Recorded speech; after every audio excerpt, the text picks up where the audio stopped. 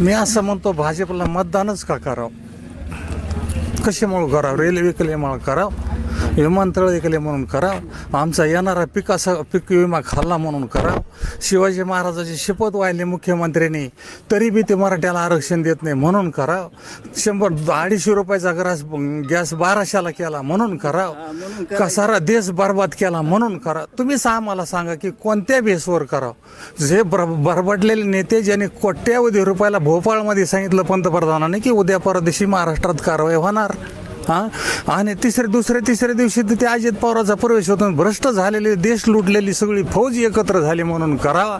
काही या ठिकाणी तुमचीच बातमी होती, मी पाहिली होती यूट्यूबला, की ज्ञानराधा मल्टी स्टेट ही अदानीच्या बरोबरी रे. मग अशा तुम्ही बातम्या करतात म्हणून कराव का, किंवा तुम्ही हे असे लोक लुटणाऱ्याला पाठीशी घालता म्हणून करावं. कुठल्या बेसवर मतदान बीजेपीला करावं हे आधी सांगा. जातीवादाच्या पुढचा विषय. पंकजा मुंडेंचे समर्थक किंवा ते म्हणतात आम्ही जर सत्तेमध्ये आलो, निवडून आलो तर आमची केंद्रात सत्ता येईल, मंत्री होतो आम्ही, बीड जिल्ह्याचा विकास होईल. बजरंग सोनवणेंनी काय देणार आहे तुम्हाला? थांबा 1 मिनिट थांबा. 5 वर्षे पहिल्यांदा एक अपघाताने गोपीनाथ मुंडेला तर आम्हीच काय पण सारा महाराष्ट्र दैवत मानत होता, माणूसही चांगला होता, सगळ्या जाती धर्मासाठी जातीच्या पलीकडे काम करीत होता, याच्याशी मी सहमत आहे.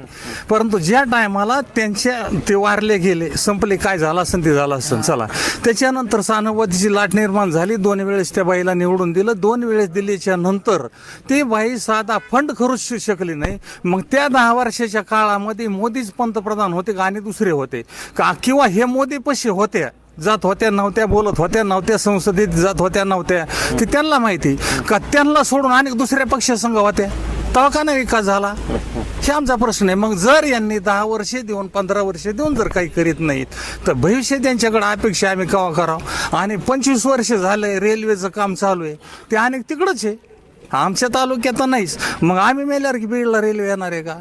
मग नेमका असं कोणता मोठा प्रोजेक्ट आहे? खासदाराचे मोठाले काम असते, तालुक्याकडे एखादा प्रोजेक्ट मंजूर करणे, गोरगरिबाला काम मिळणे, सुशिक्षिताला काम मिळणे. उलट आरती ह्या सरकारने महाराष्ट्रातले जेवढे हेड ऑफिस होते देशाचे, कारखान्याचे म्हणा, कुठले वेगवेगळे, ते केलं. एवढ्यांनी थांबले नाही. नुसतं महाराष्ट्रात मराठ्याला आरक्षण मिळायचं म्हणलं की सगळ्या नोकऱ्या खाजगी केल्या, एवढ्यांनी राहिले नाही. तर तिथं मिलिटरी सुद्धा अग्निवीर म्हणून की 4 वर्षासाठी केली, यांना मात्र 5 वर्षासाठी पाहिजे. आणि लोकांची लेकरं लागायची म्हणलं, कल्याण व्हायचं म्हणलं तर 4 वर्षासाठी, त्याला बी कुठलंच काही नाही. आज रोजाने आल्यासारखं आजी कामाला, उद्या नाही आला तर खाडा. मग असा कोणता विकास आहे मोदी सरकारचा का व्हायना किंवा खासदारचा का व्हायना? इतकंसं आमच्या तालुक्यामध्ये एकूण शिंदपान आहे, पलीकडून गंगा आहे, मधून पाटे, तरी आम्ही पाण्यापासून वंचित आहेत. असे अनेक समस्या आहेत या देशामध्ये. मी तर म्हणतो, असं म्हणेल मी, माझं व्यक्तिगत मध्ये घटना व्यक्ती स्वातंत्र्य, की यांच्यापेक्षा इंग्रज बरे, निजाम बरे, जेवढ्या 7 शाया होत्या तेवढे बरे. इतके हरामी नीच येते आणि यांना मतदान आम्ही कसं काय करावं? आम्ही नाही हे पाहत, आम्ही मराठा आहे म्हणून बजरंग बाप्पाला करायचे मतदान. हे जातीपातीवर, नात्या गोत्यावर नसावं, आणि नसतं हे भारताचा इतिहास राजा भरतापासून आहे. इतके आम्ही खुळे विचाराचे नाहीत. पण या ठिकाणची जी व्यवस्था आहे की आमच्याकडे शुद्ध व्हा, किती खाऊन या, किती लुटा, पण आमच्यात या. उद्याच्याला हे कोणाला आम्हाला थांबणाराला ती इडीन पास लावते, चलो अंदर नाही माना तो. अशा दिशेने देश ठेव.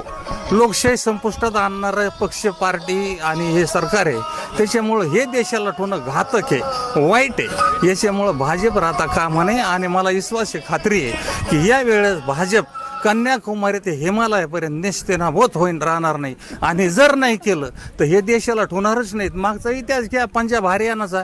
लोक जर त्या ठिकाणी उपोषणाला बसले होते तर उपोषणाला करण्याचा अधिकार घटनेने डॉक्टर बाबासाहेबांनी सगळ्याला दिला असून त्या ठिकाणी 756 लोक मारले, मेले.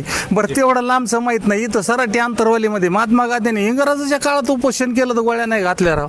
आणि या ठिकाणी कायद्याचा इतका गैरवापर केला की महिलावर सुद्धा गोळ्या, आणि त्याच्यावरच SIT लावा. असं काय कोणा केलं जरांगे पाटलांनी किंवा तिथल्या नागरिकांनी? आणि एवढं बेछूट गोळीबार केला. ते लोक आज बी दवाखान्यात, किती लोक जीवनातून उठले तरी त्यांच्यावर SIT लावा, यांना आत टाका, यांना तडीपार करा, म्हणून भाजपला मतदान करावं का? आता तुम्हीच सांगा आम्हाला कशाला करावं. इथं निशब्द व्हावं लागतंय की कशी